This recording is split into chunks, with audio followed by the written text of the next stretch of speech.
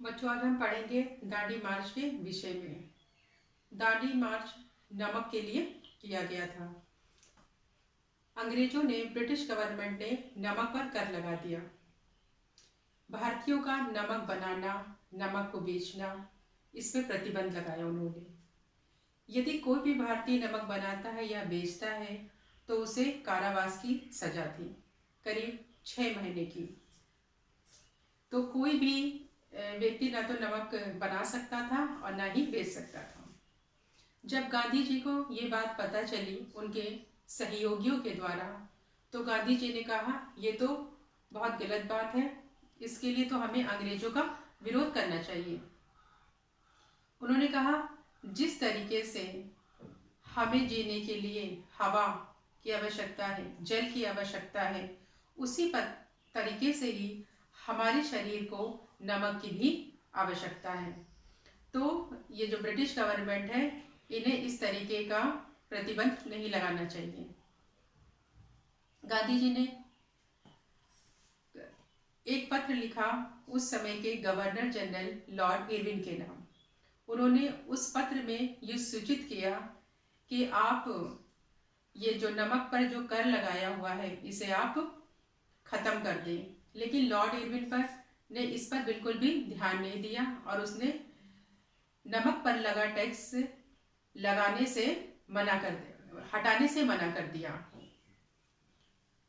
गांधी जी ने साबरमती आश्रम से दांडी गांव तक, जो कि दक्षिण गुजरात में है, जो कि एक समुद्र के किनारे बसा हुआ एक गांव है, वहां तक की यात्रा करने का तय किया। गांधी जी ने साबरमती आश्रम से दांडी गांव तक की यात्रा अपने 78 सहयोगियों के साथ स्टार्ट की। और यही चीज जो साबरमती आश्रम से दांडी तक ये लोग गए पैदल, इन्होंने यात्रा स्टार्ट की, इसे ही दांडी मार्च कहा गया। साबरमती आश्रम से करीब दांडी गांव तक का सफर जो था वो लगभग 240 मील का था। गांधी जी ने ये यात्रा कब तय की, शुरू की? 12 मार्च 1930। गांधी जी ने ये यात्रा 12 मार्च 1930 से प्रारंभ की।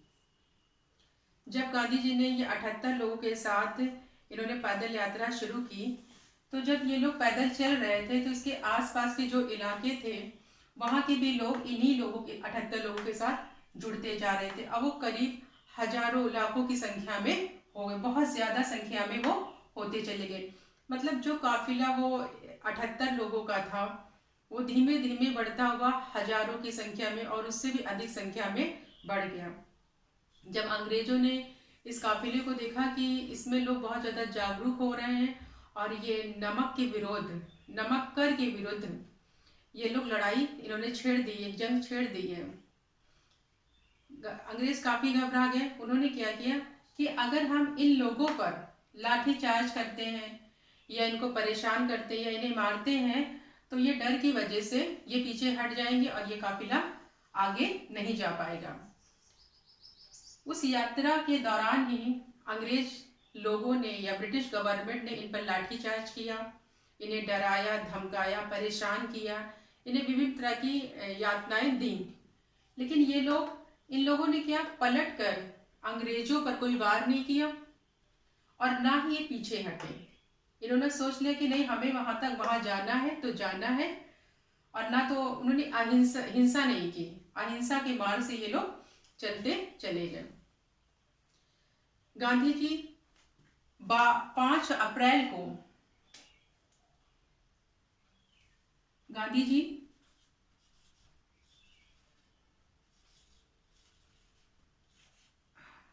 अप्रैल 1930 को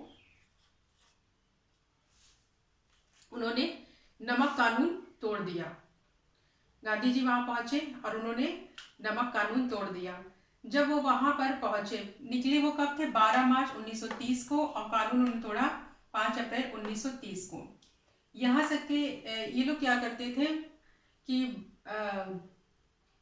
प्रतिदिन करीब दिन में 12 मील पैदल चलते थे और इन्हें यहाँ से यहाँ तक पहुँचने में तकरीबन 3 हफ्ते का समय लगा।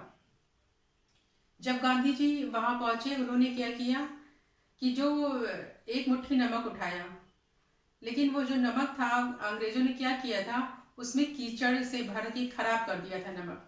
फिर भी गांधी जी ने कहा एक मुट्ठी नमक उठाया और नमक उठाकर उन्होंने सौगंध ली कि मैं भारत को आज़ादी दिला कर रहूँगा और मैं अंग्रेजों की नींव को हिलाकर रख दूंगा। इसके बाद गांधी जी ने सौगंध ली और नमक के कानून को तोड़ दिया। गांधी इस तरीके का जो देखकर अंग्रेज बहुत ज़्यादा परेशान हो गए और उन्होंने क्या किया कि गांधी जी को 5 मई 1930 को गिरफ्तार कर लिया। जब गांधी जी को 5 मई 1930 को गिरफ्तार किया गया तो उनके साथ लगभग 80,000 लोगों को भी जेल भेज दिया गया गांधी जी के साथ। अंत में अंग्रेज सरकार को हार माननी पड़ी। भारत में सुधार के बारे में बात करने के लिए गांधी जी को लंदन आमंत्रित किया गया। अंत में क्या हुआ, अंग्रेज सरकार को गांधी जी के सामने हार माननी पड़ी और उन्होंने भारत में सुधार के लिए गांधी जी को लंदन आमंत्रित किया। गांधी जी ने इसे सच की लड़ाई का नाम दिया। दांडी यात्रा के साथ ही गांधी जी ने सविनय अवज्ञा आंदोलन की भी शुरुआत की थी। गांधी जी ने जो ये यात्रा की और 12 मार्च 1930 से और 5 अप्रैल 1930 को उन्होंने नमक कानून तोड़ा। इससे ब्रिटिश गवर्नमेंट बहुत ज़्यादा डर गई और बहुत ज़्यादा परेशान हो गई और इसी तरीके से हमारे यहाँ जो निरंतर आंदोलन चलते रहे, निरंतर कार्य करते रहे और अंत में हमें आज़ादी की प्राप्ति हुई। साबरमती आश्रम जो है वो अहमदाबाद में है। दांडी गांव जो है वो गुजरात में है और उस समय का जो गवर्नर जनरल था वो लॉर्ड इरविन था। 12 मार्च 1930 को साबरमती आश्रम से दांडी यात्रा शुरू की गई थी और उस यात्रा में करीब 78 लोग थे।